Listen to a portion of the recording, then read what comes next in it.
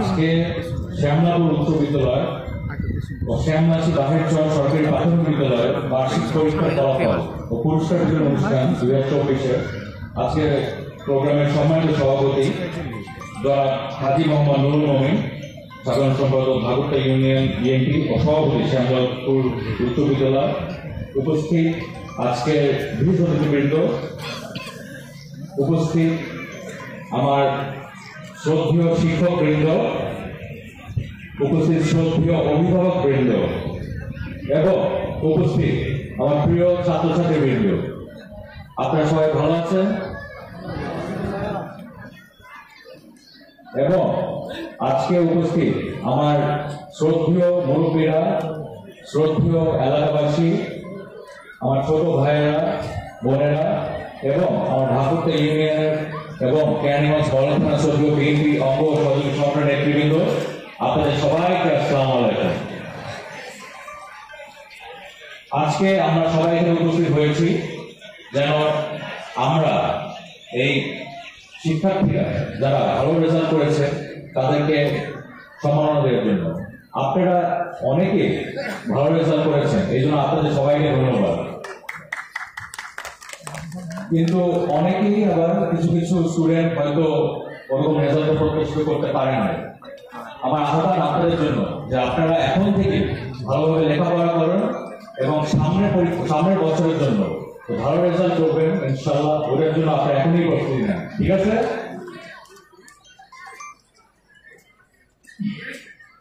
আপনারা জানেন যে হচ্ছে কি শিক্ষায় একটা জাতির মেরুদণ্ড, শিক্ষা হচ্ছে একটা জাতির মেরুদণ্ড, অর্থাৎ education is the backbone of the country.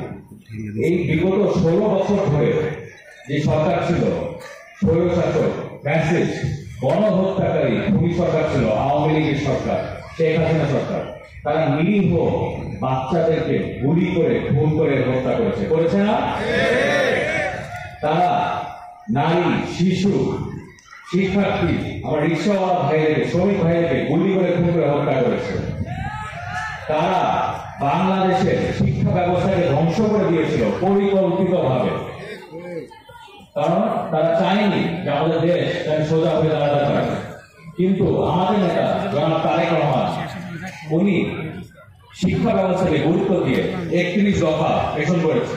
ওই 31 দফার মধ্যে উনি উল্লেখ করেছে যে বিএনপি আল্লাহর ইচ্ছায় যদি ক্ষমতায় আসে, আপনাদের সহযোগিতায় যদি ক্ষমতায় আসে, কিভাবে শিক্ষা ব্যবস্থাকে সুন্দর করে ঢেলে সাজিয়ে আবার বাংলাদেশকে মেরুদণ্ড শক্ত করে বিশ্বের কাছে মাথা উঁচু করে যেন দাঁড়াতে পারে, সেই ব্যবস্থা নিয়ে একজন উদ্যোগ নিয়েছে। সেই 31 দফার মধ্যে আমি শিক্ষা নিয়ে যেটা আছে ওটা আমি একটু উল্লেখ করে আপনাদের কাছে যে ইনশাআল্লাহ বিএনপি ক্ষমতায় আসলে আমরা আধুনিক ও যুগ উপযোগী যুব উন্নয়ন নীতিমালা প্রণয়ন করব,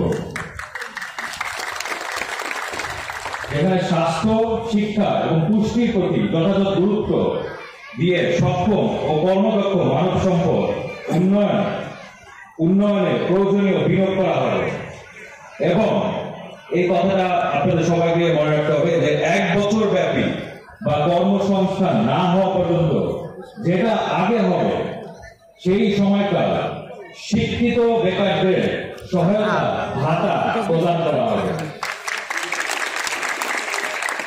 এবং আমার শ্রদ্ধেয় নারীদের জন্য নারীর মর্যাদা, সুরক্ষা ও ক্ষমতায়নে যথাযথ পদক্ষেপ গ্রহণ করা হবে।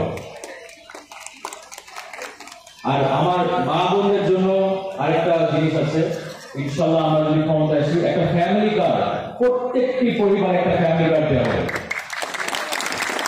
ওই ফ্যামিলি কার্ডটা হবে আমার মা বোনদের জন্য, যেই পরিবারে মা, বোন বা ওয়াইফ আপনাদের নামে হবে। ওইটা দিয়ে যে খাদ্য সমগ্র বা পেনশন যেটাই হোক ওইটা আপনাদের নামে হবে এবং পুরুষরা যারা আছে আমরা আপনাদের কাছ থেকে কার্ড নিয়ে ওটা আমাদের নিতে হবে, ঠিক আছে? এবং চাহিদা ও জ্ঞান ভিত্তিক শিক্ষা ব্যবস্থা বাস্তবায়নের মাধ্যমে ভবিষ্যতের চ্যালেঞ্জ মোকাবেলায় সক্ষম শিক্ষিত জনগোষ্ঠী আমরা গড়ে তুলব ইনশাআল্লাহ। সেটার জন্য প্রাথমিক মাধ্যমিক ও উচ্চ মাধ্যমিক পর্যায়ে চাহিদা ভিত্তিক শিক্ষা, যেটা হচ্ছে নিড বেসড এডুকেশন, এবং উচ্চ শিক্ষার ক্ষেত্রে জ্ঞান ভিত্তিক শিক্ষাকে নলেজ বেসড এডুকেশন প্রাধান্য দেওয়া হবে। দেশের জন্য উন্নয়ন সহায়ক লাভসই গবেষণা, বিশেষত কারিগরি বিজ্ঞান ও প্রযুক্তিগত গবেষণা বিশেষ গুরুত্ব দেওয়া হবে ইনশাআল্লাহ। এবং আপনাদের সবার জন্য এবং আমাদের জন্য স্বাস্থ্য, যে সবার জন্য যে স্বাস্থ্য, এই কথাটা, এই নীতি বাস্তবায়ন করা হবে ইনশাআল্লাহ বিএনপি সরকার ক্ষমতায় আসলে। সাথে সাথে জলবায়ু পরিবর্তন জনিত সংকট ও প্রাকৃতিক দুর্যোগ মোকাবেলায় কার্যকর পদক্ষেপ এবং নদী শাসন ও খাল খননের উদ্যোগ গ্রহণ করা হবে। এই খাল খনন কিন্তু শহীদ রাষ্ট্রপতি জিয়া রহমান শুরু করেছিল। এই যে বাংলাদেশে যে বন্যা হয়ে গেল, এই বন্যা থামানোর জন্য আমাদের নেতা, এই দলের জাতীয়তাবাদী দলের প্রতিষ্ঠাতা শহীদ রাষ্ট্রপতি জিয়া রহমান, রণাঙ্গনের মুক্তিযোদ্ধা, যিনি এই মহান স্বাধীনতার ঘোষণা দিয়েছিলেন, সেই নেতা যে খাল খনন শুরু করেছিলেন, এটা আমরা আবার শুরু করবো ইনশাআল্লাহ। আমার প্রিয় ছাত্রছাত্রী বৃন্দের কাছে আমার অনুরোধ যে আপনারা যারা ভালো ফল করতে পারেন নাই, সামনের জন্য প্রস্তুতি নেন, লেখাপড়া করেন, এবং একটা কথা বলি যে আছে ট্রাই আনটিল ইউ সাকসিড, অর্থাৎ চেষ্টা করে থাকুন, ইনশাআল্লাহ সফলতা আসবে আপনাদের জীবনে। আপনারা জানেন যে দীর্ঘ 16টা বছর ধরে আমরা জনাব তারেক রহমানের নেতৃত্বে আন্দোলন সংগ্রাম করেছি। কিসের জন্য? বাক স্বাধীনতার জন্য। কিসের জন্য? ভোটাধিকারের জন্য। কিসের জন্য? মানবাধিকার বাংলাদেশে ফিরে আনার জন্য। কিসের জন্য? গণতন্ত্রের জন্য।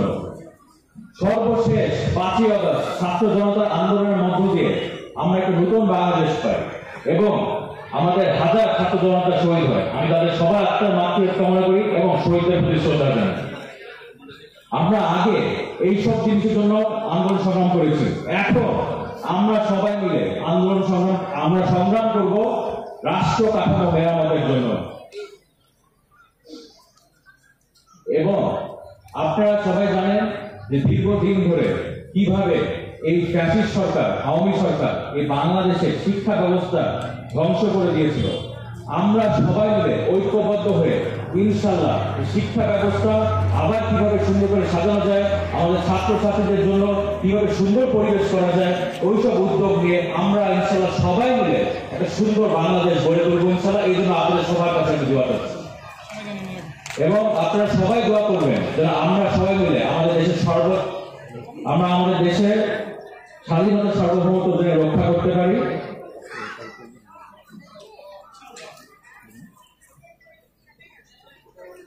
এবং আজকে আসলে অনেকদিন পর আপনাদের সাথে দাঁড়িয়ে যে জাতীয় সঙ্গীতটা আমি গান গেলাম, আমার ছোটবেলার স্কুলের কথা মনে আসলো, তো আমার খুব ভালো লাগলো। আজকে অনেকদিন পর ছাত্র মতন দাঁড়িয়ে জাতীয় সঙ্গীতটা গান গেলাম, এটা আমার খুব ভালো লেগেছে। আর এখানে আমাদের বিশেষ অতিথিবৃন্দ এই স্কুলের উন্নয়নে কথা বলেছে। ইনশাআল্লাহ বিএনপি সরকার ক্ষমতায় আসলে আমরা আপনাদের পরামর্শ নিয়ে, আপনাদেরকে সাথে নিয়ে একসাথে এই স্কুলকে, এই বিদ্যালয়কে কিভাবে আরো সুসংগতভাবে সাজানো যায়, কিভাবে ছাত্রছাত্রীদের আরো সুন্দর করে এই পরিবেশ করা যায়, সুন্দরভাবে শিক্ষা নেওয়ার জন্য, সেটার জন্য যা যা করা লাগে আমরা সবাই মিলে ইনশাআল্লাহ এই উদ্যোগ নেব। আরেকটা কথা বলি, আমি যখন আপনাদের মতো ছাত্র ছিলাম তখন বিভিন্ন আপদ বিপদ গিয়েছি, কারণ আমি একটা রাজনৈতিক পরিবারের সন্তান। আমি যখন আপনাদের মতন পরীক্ষা দিই তখন আমার বাবাকে স্বৈরাচারী সরকার ধরে নিয়ে গিয়েছিল। এরকম আপদ বিপদ আমার জীবনে গিয়েছে। আপনারাও যার সমস্যা, তার যখন আপনারা পরীক্ষা দিয়েছেন হয়তো আপনাদের কোনো সমস্যা হয়েছে, যার সমস্যা তার কাছে সবচেয়ে বড়।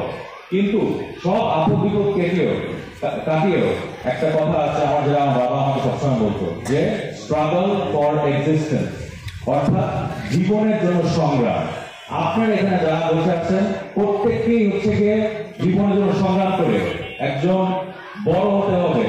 এই যে বলে গেল একটু আগে যে এই স্কুলে নেতৃত্ব দিতে হবে, এই ভারতের নেতৃত্ব দিতে হবে, বাংলাদেশের নেতৃত্ব দিতে হবে এবং ইনশাল্লাহ আপনারা একদিন এখানে এসে বলবেন আমাদের সাথে। তো এইভাবে আপনাদেরকে কাজ করতে হবে, অর্থাৎ আপনাদের সবাইকে বাংলাদেশের জন্য কাজ করতে হবে, ভালোবাসতে হবে আমার দেশকে। একটা গানের লিরিক্স আপনাদের সবার হয়তো থেকে জানেন, প্রথম বাংলাদেশ আমার, গানটা কি শুনছেন কেউ? প্রথম বাংলাদেশ আমার, শেষ বাংলাদেশ, জীবন বাংলাদেশ আমার, মরণ বাংলাদেশ, বাংলাদেশ বাংলাদেশ বাংলাদেশ। এই লিরিক্স গুলা বুকে ধারণ করে এগিয়ে যেতে হবে। কারণ কি, আমাদের বাংলাদেশের ইতিহাসে এখন সবচেয়ে গুরুত্বপূর্ণ সময় চলছে। অতএব আপনারা এক একজন আমাদের দেশের সম্পদ, আপনারা এক একজন বাঁকুড়া ইউনিয়নের সম্পদ, আপনারা এক একজন ঢাকা 2 আসনের সম্পদ।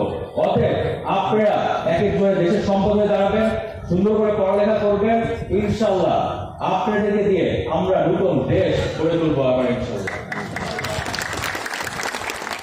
এবং আমার বাবা যে কথা বলেছিল, যে আমার সাহেব যে কথা বলেছিল, স্ট্রাগল ফর এক্সিস্টেন্স, জীবনের জন্য সংগ্রাম, আমি ওয়াদা করছি যে আমার বাবার অসম্পূর্ণ কাজ পূরণ করার জন্য আমি সংগ্রাম চালিয়ে যাব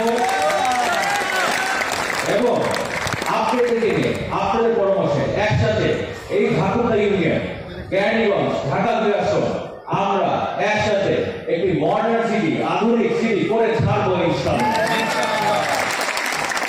তো আপনাদের সবাইকে অসংখ্য ধন্যবাদ, সবার জন্য দোয়া রইল, সুস্থ থাকেন, ভালো থাকেন।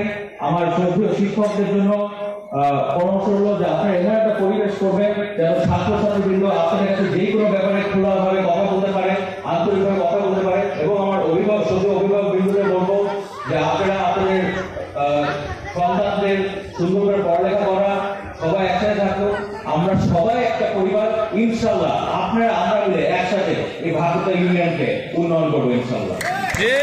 তো আপনারা ভালো থাকবেন, আল্লাহ হাফেজ। বাংলাদেশ জিন্দাবাদ, দেশে বেগম খালেদা জিন্দাবাদ, শহীদ রাষ্ট্রপতি জিয়া রহমান জিন্দাবাদ, ভারতীয় ইউনিয়ন জিন্দাবাদ।